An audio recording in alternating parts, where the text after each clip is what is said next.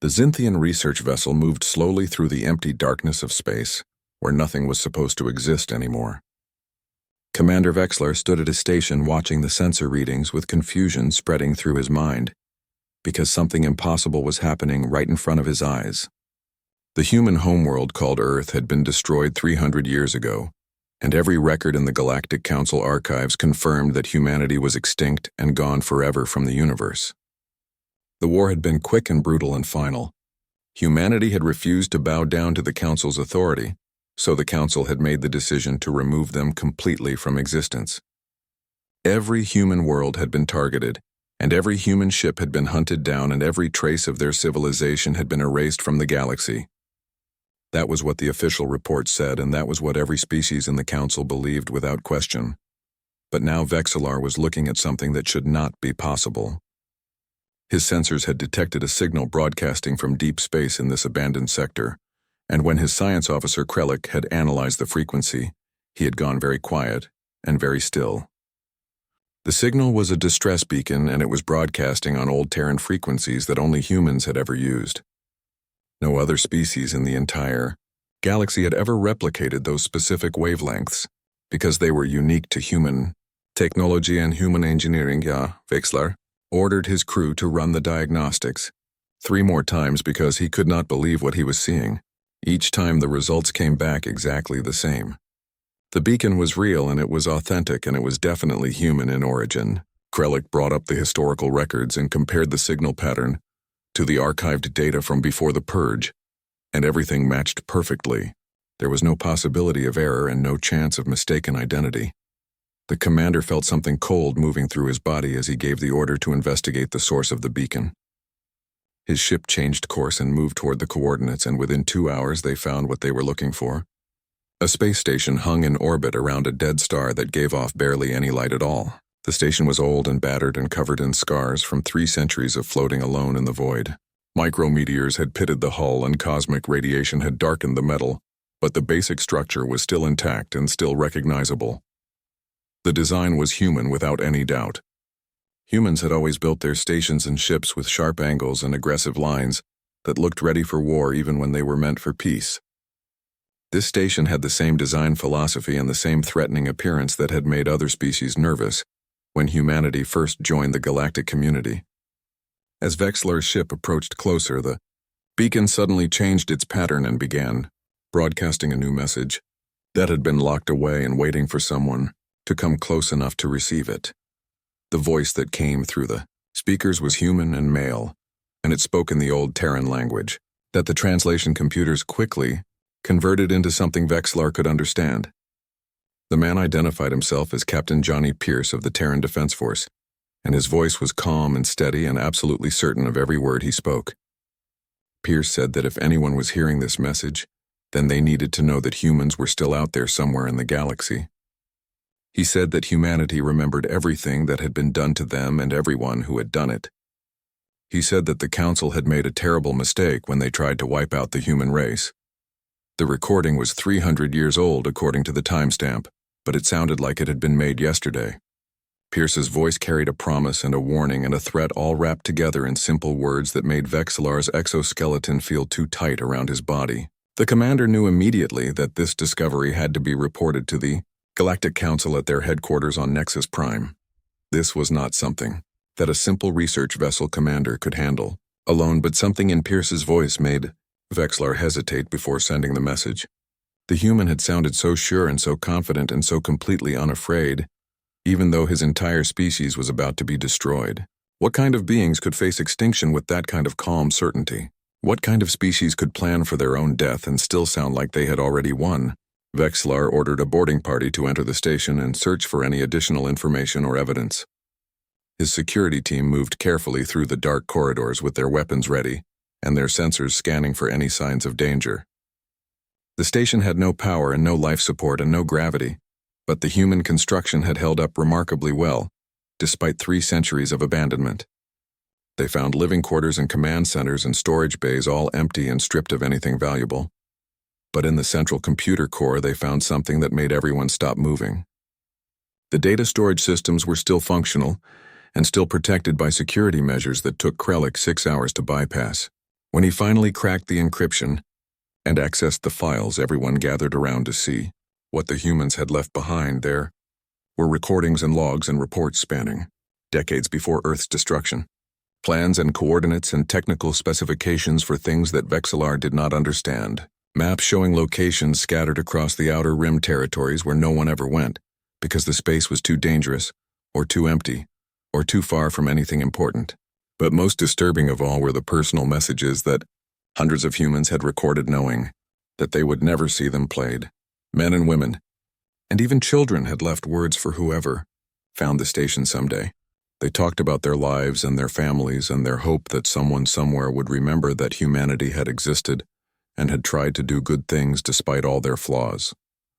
But mixed in with the sad goodbyes were other messages from military personnel and government officials and scientists who spoke with the same calm certainty that Captain Pierce had shown. They all said the same basic thing in different ways. Humanity had known the end was coming, and humanity had prepared for it, and humanity was not finished yet. The Council thought they had won, but they had actually just made their biggest mistake. You cannot kill an idea, and you cannot destroy a species that refuses to die. High Arbiter Thelmoris called an emergency session of the Galactic Council within hours of receiving Commander Vexillar's report from the Outer Rim. Representatives from 47 different species gathered in the massive council chamber on Nexus Prime, which was the political center of galactic civilization and the seat of power for all the elder races. The chamber was built to impress and intimidate, with walls that stretched up higher than most buildings and holographic displays that could show information from anywhere in known space. Today, the central display showed the human space station that Vexillar had discovered, and every representative in the room was staring at it with varying degrees of concern and confusion. Vexillar stood at the speaker's podium in the center of the chamber, surrounded by the tiered seating where the council members sat in their designated sections. He was nervous because he had never addressed the full council before, and because the information he was presenting went against everything the council had believed for 3 centuries. His voice echoed through the chamber as he explained how his research vessel had detected the beacon and tracked it to the station, and found the recordings that the humans had left behind. Ambassador Quixara of the Helion Collective was the first to speak after Vexillar finished his initial report. The Helions were one of the oldest and most powerful species in the council, and they had been among the loudest voices calling for humanity's destruction 300 years ago. Quixara stood up from her seat, and her multiple eyes focused on Vexillar with obvious displeasure. She declared that what he was saying was impossible, because the council had been thorough and systematic in eliminating every human presence in the galaxy. Every planet and every colony and every ship had been accounted for and destroyed. The council had genetic databases and population records and surveillance data that proved beyond any doubt that humanity was extinct. Vexillar had expected this reaction, and he had prepared his response carefully. During the journey back to Nexus Prime, he activated another section of his presentation and brought up the data that his team had recovered from the station's computer core. The holographic display filled with star charts and coordinate lists and technical documents that showed a network of stations spread across the Outer Rim territories. The pattern was clear once you knew what to look for. The stations formed a communication network that had been monitoring council space for the entire 300 years since Earth's destruction.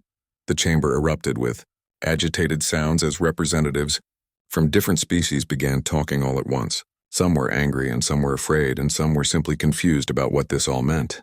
Thelmoris raised 4 of his primary appendages in the traditional gesture for silence, and gradually the noise died down. The High Arbiter had been in his position for over a century, and he knew how to command respect and attention from the fractious council members. Looked at Vexillar and told him to show them the rest of the evidence. The commander nodded and activated the most disturbing file that his team had recovered.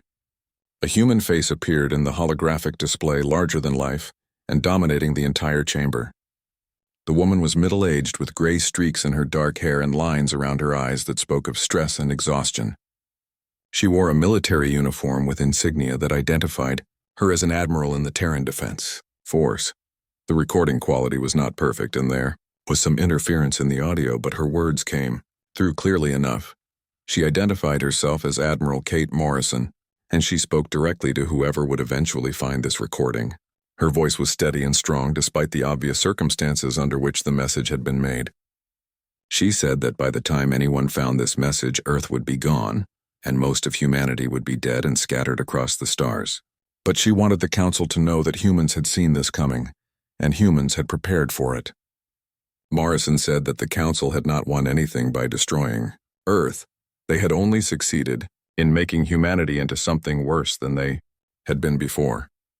She explained that humans did not simply die when you killed them. Humans adapted and evolved and survived against impossible odds, because that was what they had always done throughout their entire history. Morrison said that the Council had taken away humanity's home and humanity's innocence and humanity's mercy.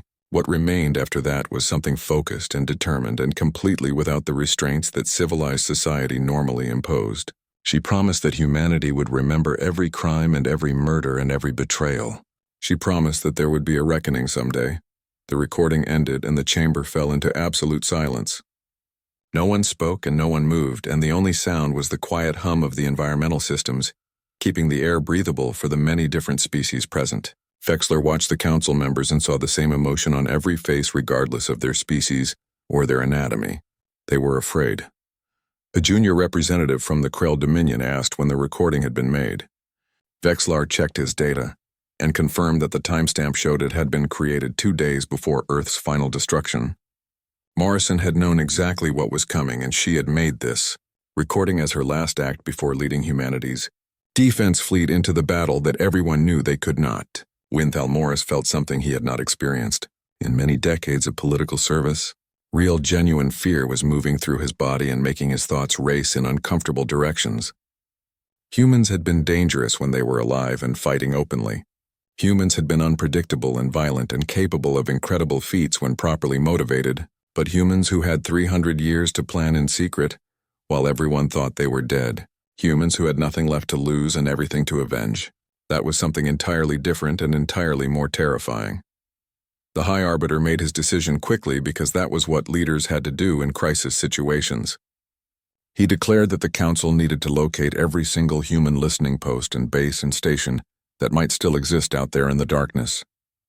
They needed to find out how many humans had actually survived and where they were hiding and what they were planning. Most importantly, they needed to find them before those ghost humans decided to act on whatever plans they had been making for the past 300 years. Lieutenant Jake Harris had been searching for human ghost stations for 5 years, and the work was slowly driving him toward obsession.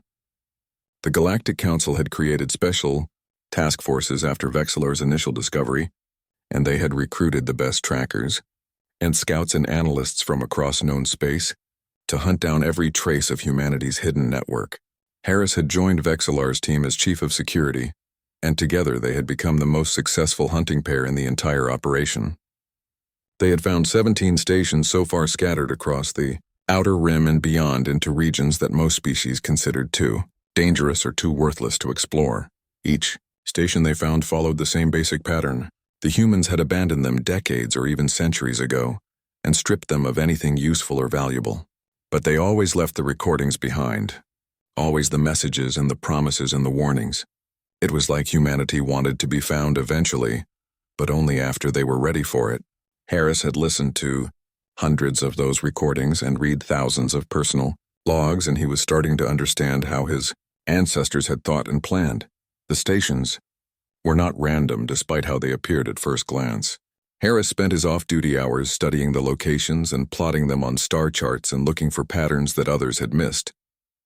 After 3 years of this obsessive analysis, he finally saw what the humans had been doing. The stations formed a trail like breadcrumbs in an old Earth fairy tale. Each location pointed toward the next in a subtle way that only became obvious once you understood the logic behind it. He brought his theory to Wexler late one night when both of them were alone in the ship's command center. Harris spread out his star charts across the main display and traced the connections between the 17 stations they had found. He showed how each station's position relative to the others created directional vectors that all pointed toward a specific region of space. The pattern was elegant and simple once you knew what to look for. The humans had been leading the Council on a chase toward a specific destination. Wexler studied the charts for a long time without speaking. He traced the same lines that Harris had drawn and verified the calculations and ran probability analyses through the ship's computers. Everything confirmed what Harris was suggesting. The stations formed arrows pointing toward a region that the Council had designated as completely uninhabitable. The area was called the Void, and it was a zone of unstable stars and dangerous gravitational anomalies that made navigation nearly impossible and survival even less likely. The commander expressed his doubt about anyone being able to live in such a hostile environment. The Void was known for destroying ships that ventured too close, and the gravitational chaos made establishing any permanent presence completely impractical. Several species had tried to explore the region over the centuries, and all of them had either turned back or disappeared entirely. It was considered one of the most dangerous places in the galaxy, and most spacefaring civilizations simply marked it as off-limits on their navigation charts. But Harris smiled when Vexillar voiced these concerns. He reminded the commander that humans had always thrived in impossible situations throughout their history. Earth itself had been a dangerous world compared to most inhabited planets with violent weather and tectonic instability and countless natural threats. Humans had evolved to survive in harsh conditions and to adapt to environments that would kill other species. If any civilization could make a home in the Void, it would be humanity. Vexillar considered this argument and found himself agreeing despite his better judgment. He submitted Harris's findings to the Council and requested permission to investigate the Void. The approval came back within 2 days, along with orders to proceed with extreme caution and to report immediately if they found anything significant. The Council was clearly taking the threat seriously now that the pattern had been revealed. The journey into the Void took 3 days of careful navigation, with their pilot fighting against gravitational currents that tried to pull their ship off course constantly. The sensors were almost useless in the chaos of conflicting gravity wells and radiation storms and spatial distortions that made accurate readings impossible. Harris spent those 3 days running calculations and rechecking their position, and hoping that his theory was correct, because if it was wrong, they were risking their lives for nothing. On the 3rd day, something appeared on their long-range scanners. The reading was faint and intermittent, but it was definitely artificial in origin. Vexillar ordered the ship to move closer while maintaining maximum defensive readiness, because they had no idea what they were about to encounter. The sensor readings grew stronger as they advanced, and the image on their displays became clearer and more detailed. What they saw made every member of the crew stop and stare in complete shock.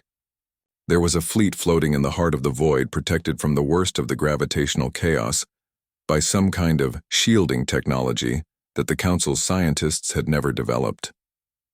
But this was not a small group of survivors hiding in the darkness and hoping to avoid detection. This was a full military fleet with hundreds of ships arranged in defensive formations that covered cubic kilometers of space. The ships were human in design, but they were not the same vessels that the Council had destroyed 3 centuries ago. These were new and advanced and built with technology that looked decades or even centuries ahead of anything the Council currently possessed. The hulls were sleeker and the weapons were more sophisticated, and the power readings suggested engine systems that could outperform anything in the Council's navy. Harris felt his heart racing as he stared at the display. This was his people, somehow still alive and still strong, and clearly not finished with their plans for the galaxy. Vexillar was making distressed sounds as he processed what they were seeing, because the implications were terrifying. Humanity had not just survived. They had thrived and grown and become more dangerous than they had ever been before. The sensor operator called out a warning. Multiple ships from the human fleet were breaking formation and moving to intercept their vessel. The approach vectors were aggressive but not immediately hostile. They were being surrounded and escorted and probably scanned with every sensor the humans possessed. A communication request came through on standard frequencies, and Vexillar accepted it after taking a moment to compose himself. A human face appeared on the main screen. The man was young and fit, with calm eyes that assessed Vexillar and Harris with obvious intelligence. He wore a uniform that was similar to the old Terran Defense Force style, but updated with new insignia and rank markers. He smiled slightly as he spoke, and his voice was friendly and welcoming in a way that somehow made him more threatening rather than less. He introduced himself as Commander Peter Blake, and he said that his people had been expecting visitors eventually. He welcomed them to New Terra and invited them to dock with the flagship for a proper conversation. It was not really a request despite the polite phrasing. The human ships had them completely surrounded and their weapons were powered up and ready. The human flagship was massive beyond anything Vexillar had expected. The vessel dwarfed every ship in the Galactic Council's armada, and it was clearly designed as both a warship and a mobile city capable of supporting thousands of people for extended periods. Commander Blake met them at the docking bay with an honor guard of human soldiers, who stood at attention with weapons held ready, but not aimed. The message was clear enough. The humans were being polite, but they were also prepared for anything. Blake led them through corridors that stretched on seemingly forever and were filled with activity as humans went about their duties with practiced efficiency. Vexler tried to count how many people he saw, but gave up after reaching several hundred without getting anywhere near a final total. There were men and women of all ages, including children, which suggested this was not just a military force but an actual, functioning society living here in the void. The commander noticed Vexler's confusion and smiled in that way humans did when they found something amusing.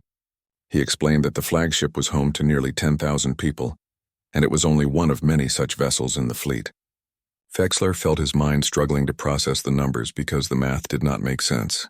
The Council's records showed that humanity's total population had been completely accounted for during the Purge. Every human on every world and every station had been documented and eliminated.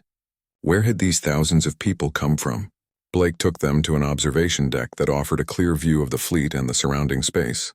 Through the viewport they could see not just warships, but also civilian vessels and cargo transports and agricultural platforms and construction yards where new ships were being built. This was not a hidden remnant surviving in secret. This was a full civilization that had been growing and developing for 300 years while the Council believed humanity was extinct. Vexler finally asked the question that had been burning in his mind since they arrived. How was any of this possible when the Council had been so thorough in their extermination efforts? Blake's smile faded and his expression became harder and colder. He explained that the Council had made a fundamental mistake in their understanding of humanity. They had assumed that humans kept all their population and resources in known locations where they could be easily found and destroyed. But humans had never been that foolish or that trusting. When humanity first made contact with the Galactic Council, they had studied the history of galactic politics, and they had seen the patterns that repeated across different species and different eras. The strong always crushed the weak eventually. The established powers always eliminated new competitors who threatened their control. It was a universal truth that applied across cultures and across time, so humanity had prepared for the inevitable confrontation.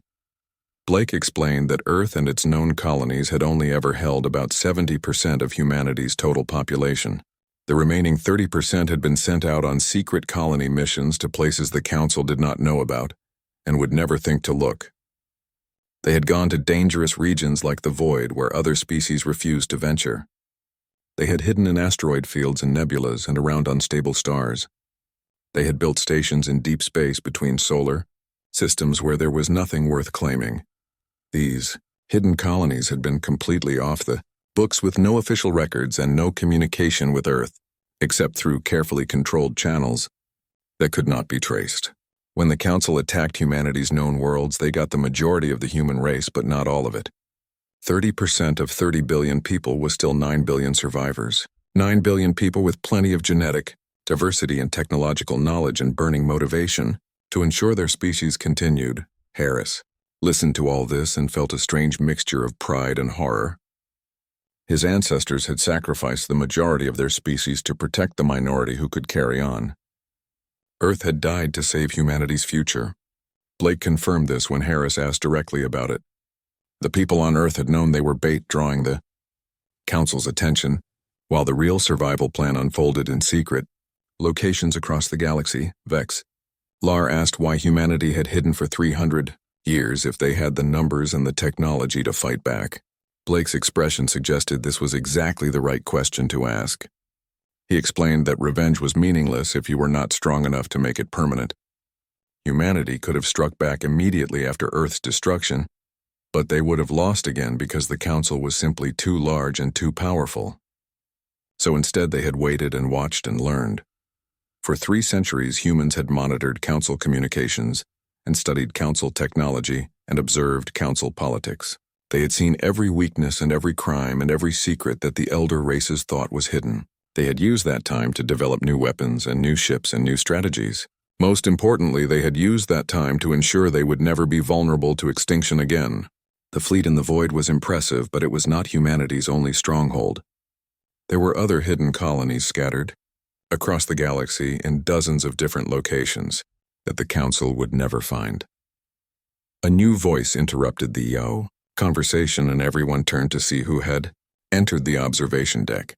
Vexillar's breath caught in his respiratory system because he recognized the woman immediately from the recordings. Admiral Kate Morrison walked toward them, moving with the careful precision of someone whose body had been enhanced and extended well beyond natural human lifespan. She should have been dead decades ago, but medical technology had kept her alive and apparently healthy enough to still serve in a military capacity. Morrison greeted them politely and asked, "Blake for a status update." The younger officer reported that more council ships had been detected at the edge of the void, but they were maintaining their distance and not attempting to approach. Morrison nodded, and then turned her full attention to Vexillar and Harris. She studied them both for a long moment before speaking. She told them that humanity was not planning to attack the Galactic Council with military force. That would be wasteful and inefficient and ultimately pointless because you cannot change a corrupt system by simply destroying it. Instead, humanity was going to dismantle the Council's authority by exposing every lie and every crime and every dark secret that the elder races had committed over thousands of years. For 300 years, humans had been collecting evidence and documentation and recordings of Council activities. They had infiltrated communication networks and hacked secure databases and recruited informants from species who were unhappy with Council rule. They had built a complete picture of how the galactic government actually operated behind its public facade of justice and order. Now they were going to share all that information with every species in the galaxy. Simultaneously, Morrison explained that the Council maintained control through manipulation and propaganda and selective enforcement of laws that protected the powerful while oppressing the weak. Once everyone saw the truth about how the system actually worked, the Council's authority would collapse on its own. There would be chaos initially, but eventually a new order would emerge. One that humanity would help shape to ensure it was fair and just for all species, including humans. She looked directly at Vexillar and her smile was cold. She told him that the Council had wanted to make humanity extinct to eliminate a threat to their control. Congratulations were in order because they had succeeded in making humans into something far more dangerous. They had created ghosts with nothing left to lose and 3 centuries of patient planning. The transmission went out across every frequency that existed in known space. Human hackers had spent 300 years studying galactic communication systems and learning every security protocol and every encryption method that the Council used to protect their networks. Now they used all that knowledge to break through every firewall and override every security measure simultaneously. Within seconds of activation, the human message was broadcasting on every screen and every communication device in Council space, regardless of whether the owners wanted to receive it or not. Admiral Morrison's face appeared everywhere at once. On Nexus Prime in the Council chamber where High Arbiter Thel Morris was meeting with his senior advisors. On merchant vessels traveling between trade worlds. On military ships patrolling the borders. On personal communication devices in homes across hundreds of planets. Every being with access to any form of electronic communication saw the same image of the human admiral looking directly at them with calm determination. She spoke in clear, simple language that the translation computers easily converted into thousands of different languages for the diverse species across the galaxy. Morrison identified herself and explained that she represented the human race which had been declared extinct 3 centuries ago. She told everyone that humanity had survived and had been watching in silence for all these years. Today that silence was ending permanently. What followed was an overwhelming flood of information released all at once. Documents and recordings and financial records and military reports spanning thousands of years of Council history. Evidence of crimes that the elder races had committed against younger species who refused to submit to Council authority. Records of genocides that had been covered up and blamed on natural disasters or internal conflicts. Proof of resource theft from weaker civilizations who could not defend themselves. documentation of slave labor systems disguised as rehabilitation programs and penal colonies. The evidence was thorough and detailed, and impossible to deny, because it came from the Council's own secure archives. Humans had apparently infiltrated the deepest levels of Council record-keeping and copied everything they found. Financial transactions showing how Council members enriched themselves by exploiting member species. Communication logs revealing plots to overthrow governments that did not cooperate with Council directives. Military orders authorizing attacks on civilian populations who dared to resist. Morrison narrated portions of the document dump and highlighted specific examples that were particularly damning. She showed how the Helion Collective had orchestrated the extinction of 3 separate species over the past 2,000 years because those species had developed technologies that threatened Helion economic dominance. She revealed that the Krell Dominion maintained secret prison facilities where political dissidents were tortured and experimented on. She exposed how Thalmoris himself had personally ordered assassinations of reformist politicians who wanted to change Council policies. On Nexus Prime, the reaction was immediate and chaotic. Thalmoris watched his carefully constructed political order begin to crumble in real time. His communication systems were flooded with messages from member species demanding explanations and accountability. Several ambassadors walked out of the Council chamber in protest. Security forces struggled to maintain order as riots broke out in the streets. Outside the government complex, the chaos spread across the galaxy within hours as billions of beings processed what they were learning about their government. Species that had trusted the Council for generations suddenly questioned everything they had been told. Worlds that had accepted Council authority as natural and inevitable began discussing independence. Military units refused orders from commanders they no longer trusted. The entire structure of galactic civilization shook as its foundation of lies was exposed. But Morrison was not finished yet. In her final broadcast, she addressed the question that everyone was thinking. Humanity could seek revenge for what had been done to them. They had the evidence and the moral authority and probably the military power to make the Council pay for their crimes. But Morrison said that revenge was not the goal and never had been. She explained that humans had learned something important during their 3 centuries of observation. The galaxy needed order and structure to function properly. Without some form of central authority, there would be endless wars and conflicts and suffering. But that order had to be built on justice rather than oppression. It had to treat all species as equals rather than dividing them into rulers and subjects. It had to be transparent rather than secretive. So humanity was proposing a new system to replace the collapsed Council. Every species would get equal representation regardless of their size or power or age. Every voice would be heard in the decision-making process. Every law would apply to everyone, including the enforcers. And if any species or government did not like this new arrangement, they would have to deal with humanity, who would make sure the rules applied fairly to all. Morrison was very clear that humans were not asking to rule the galaxy. They did not want to be the new Council lording over everyone else. But they would serve as enforcers, making sure that no species ever did to another species what the Council had done to humanity. They would be the ones who investigated crimes and held the powerful accountable and protected the weak from exploitation. Lieutenant Harris stood beside Commander Blake on the flagship, watching the galaxy react to Morrison's broadcasts. He asked whether Blake really believed this new system would work. He wondered whether other species would accept human authority after everything that had happened.